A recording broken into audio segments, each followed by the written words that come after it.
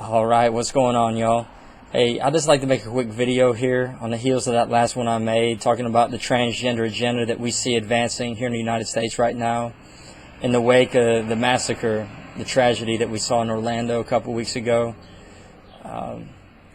Really, the time that we're living in this country is critical, and I think it's important that we understand what's really going on. Otherwise, we're going to be deceived by the propaganda and all the lies and deception they're swirling about, getting caught into emotionalism and character attacks rather than looking at the substance of these issues. I really believe that we're on the verge of losing our First Amendment rights in this country, and I think there's a good chance that the transgender agenda, the LGBT agenda, might be forefront in usurping freedom of speech, freedom of religion, freedom of the press, freedom to assemble, the freedoms protected in the First Amendment. There's already lots of things that are in the works to put the LGBT so-called rights as something that is preeminent over the very First Amendment that our country was founded upon. And I believe that's very dangerous. You know, say that you are, I mean, obviously it's dangerous. That's what really secures our freedoms as a nation. You can't really find that anywhere else in the world. And there's so much oppression, so much darkness. But let's say that you are in the LGBT community and you believe this is a good thing.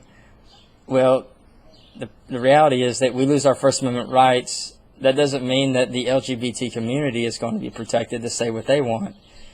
It really just sets a precedent to where whatever sort of ruling power comes in, whatever sort of oppressive regime comes in, they can change the rules however they want to. And so say the LGBT community is no longer at the forefront of what that society is seeking to accomplish, what the people in power are seeking to do, then there would be nothing to stop them from trampling upon the LGBT community. So it's really a dangerous thing for everybody.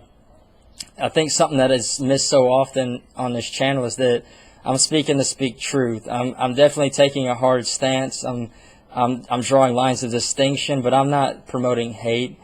I'm seeking to have an honest conversation about these things. And right now we also see that there's radical Islam.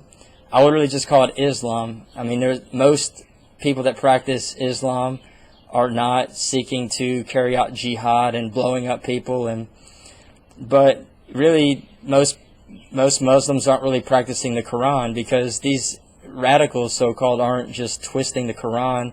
They're actually literally interpreting it historically, how it's been understood.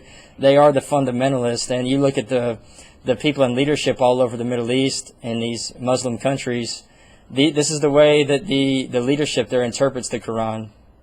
They're not a fringe group. But there's a really great danger, and I don't understand. I mean, I do, but let's see, the LGBT community really doesn't have much of a bone to pick with Islam. But Islam is very radically opposed to the homosexual lifestyle, to the transgender community.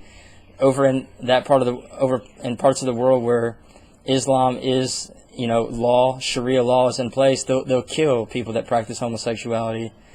But we see over here, it's almost like on the heels of these terror attacks, where it's very clearly there's a link to Islam, that there's almost like Muslim apologetics going on. Like, we need to stop the Islamophobia, because if we didn't communicate that we don't accept Islam, then we wouldn't have these people going out and killing us.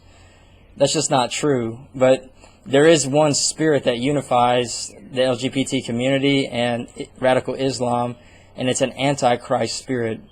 Really, if you look at it, we can have a common enemy and still be allies, even if we don't really see eye to eye.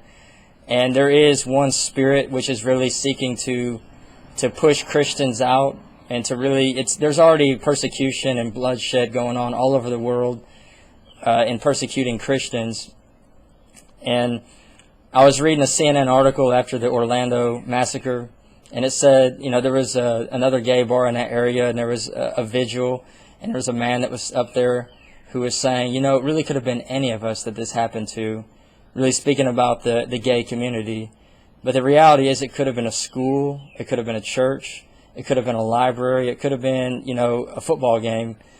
the radical Islam is not primarily just seeking to destroy the LGBT community. They're seeking to destroy anybody that does not believe the way that they do.